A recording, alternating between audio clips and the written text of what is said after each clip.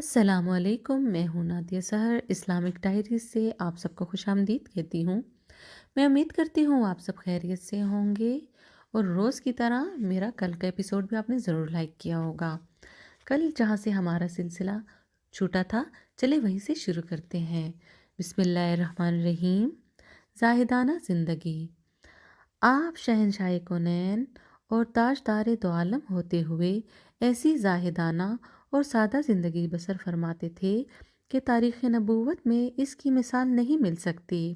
خوراک و پوشاک، مکان و سامان، رہن سہن، غرض حیات مبارکہ کے ہر گوشے میں آپ کا زاہد اور دنیا سے بے رغبتی کا عالم اس درجہ نمایاں تھا کہ جس کو دیکھ کر یہی کہا جا سکتا ہے کہ دنیا کی نعمتیں اور لذتیں آپ کی نگاہ نبوت میں ایک مچھر کے پر سے بھی زیادہ ذلیل و حقیر ہیں۔ حضرت عائشہ رضی اللہ تعالیٰ عنہ کا بیان ہے کہ حضور صلی اللہ علیہ وسلم کی مقدس زندگی میں کبھی 3 دن لگاتار ایسے نہیں گزرے کہ آپ نے شکم سیر ہو کر روٹی کھائی ہو۔ ایک مہینہ تک کاشان نبوت میں چولہا نہیں جلتا تھا اور کھجور و پانی کے سوا آپ کے گھر والوں کی کوئی دوسری خوراک نہیں ہوا کرتی تھی۔ حالانکہ اللہ تعالیٰ نے آپ سے فرمایا کہ اے حبیب، اگر آپ چاہیں تو میں مکہ کی پہاڑیوں کو سونا بنا دوں اور وہ آپ کے ساتھ ساتھ چلتی رہیں اور آپ ان کو جس طرح چاہیں خرچ کرتے رہیں، مگر آپ نے اس کو پسند نہیں کیا اور بارگاہ خداوندی میں عرض کیا کہ اے میرے رب، مجھے یہی زیادہ محبوب ہے کہ میں ایک دن بھوکا رہوں اور ایک دن کھانا کھاؤں، تاکہ بھوک کے دن خوب گڑ گڑا کر تجھ سے دعائیں مانگوں اور آسودگی کے دن تیری حمد کروں اور تیرا شکر بجا لاؤں۔ حضرت عائشہ رضی اللہ تعالیٰ عنہ نے بتایا کہ حضور صلی اللہ علیہ وسلم جس بستر پر سوتے تھے وہ چمڑے کا گدا تھا، جس میں روئی کی جگہ درختوں کی چھال بھری ہوئی تھی۔ حضرت حفصہ رضی اللہ تعالیٰ عنہ کہتی ہیں کہ میری باری کے دن حضور اقدس صلی اللہ علیہ وسلم ایک موٹے ٹاٹ پر سویا کرتے تھے، جس کو میں 2 تہہ کر کے بچھا دیا کرتی تھی۔ ایک مرتبہ میں نے اس ٹاٹ کو 4 تہہ دے کر بچھا دیا تو صبح کو آپ نے ارشاد فرمایا کہ پہلے کی طرح اس ٹاٹ کو تم دوہرا کر کے بچھا دیا کرو، کیونکہ مجھے اندیشہ ہے کہ اس بستر کی نرمی سے کہیں مجھ پر گہری نیند کا حملہ نہ ہو جائے تو میری نماز تہجد میں خلل پیدا ہو جائے گا۔ روایت ہے کہ کبھی کبھی حضور صلی اللہ علیہ وسلم ایک ایسی چارپائی پر بھی آرام فرمایا کرتے تھے جو کھردرے باندھ سے بنی ہوئی تھی۔ جب آپ بغیر بچھونے کے اس چارپائی پر لیٹتے تو جسم نازک پر باندھ کے نشان پڑ جایا کرتے تھے۔ شجاعت۔ حضور صلی اللہ علیہ وسلم کی بے مثال شجاعت کا یہ عالم تھا کہ حضرت علی رضی اللہ تعالیٰ عنہ جیسے بہادر صحابی کا یہ قول ہے کہ جب لڑائی خوب گرم ہو جاتی تھی اور جنگ کی شدت دیکھ کر بڑے بڑے بہادروں کی آنکھیں پتھرا کر سرخ پڑ جایا کرتی تھی، اس وقت میں ہم لوگ رسول اللہ صلی اللہ علیہ وسلم کے پہلو میں کھڑے ہو کر اپنا بچاؤ کرتے تھے اور آپ ہم سب لوگوں سے زیادہ آگے بڑھ کر اور دشمنوں کے بالکل قریب پہنچ کر جنگ فرماتے تھے، اور ہم لوگوں میں سے سب سے زیادہ بہادر وہ شخص شمار کیا جاتا تھا جو جنگ میں رسول اللہ صلی اللہ علیہ وسلم کے قریب رہ کر دشمنوں سے لڑتا تھا۔ حضرت عبداللہ بن عمر رضی اللہ تعالیٰ عنہ فرمایا کرتے تھے کہ حضور صلی اللہ علیہ وسلم سے زیادہ بہادر اور طاقتور سخی اور پسندیدہ میری آنکھوں نے کبھی کسی کو نہیں دیکھا۔ حضرت برہ بن عاصب اور دوسرے صحابہ کرام رضی اللہ تعالیٰ عنہم نے بیان فرمایا ہے کہ جنگ حنین میں 12,000 مسلمانوں کا لشکر کفار کے حملوں کی تاب نہ لا کر بھاگ گیا اور کفار کی طرف سے لگاتار تیروں کا می برس رہا تھا۔ اس وقت میں بھی رسول اللہ صلی اللہ علیہ وسلم کے ایک قدم بھی پیچھے نہیں ہٹے، بلکہ ایک سفید خچر پر سوار تھے اور حضرت ابو سفیان بن حارث رضی اللہ تعالیٰ عنہ آپ کے خچر کی لگام پکڑے ہوئے تھے اور آپ اکیلے دشمنوں کے دل بادل لشکروں کے ہجوم کی طرف بڑھتے چلے جا رہے تھے، اور رجز کے یہ کلمات زبان اقدس پر جاری تھے کہ میں نبی ہوں، یہ جھوٹ نہیں ہے، میں عبد المطلب کا بیٹا ہوں، بخاری جلد 2 صوت 617۔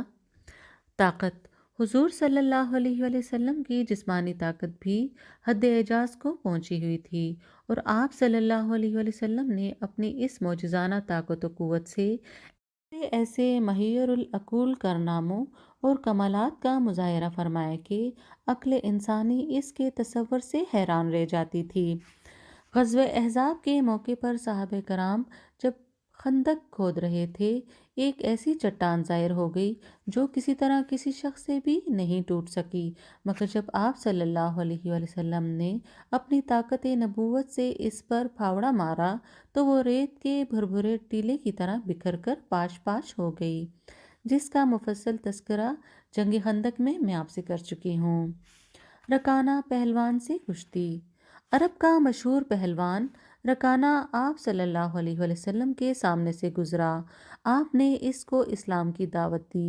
وہ کہنے لگا کہ اے محمد صلی اللہ علیہ وآلہ وسلم، اگر آپ مجھ سے کشتی لڑ کر مجھے پچھاڑ دیں تو میں آپ کی دعوت اسلام کو قبول کر لوں گا۔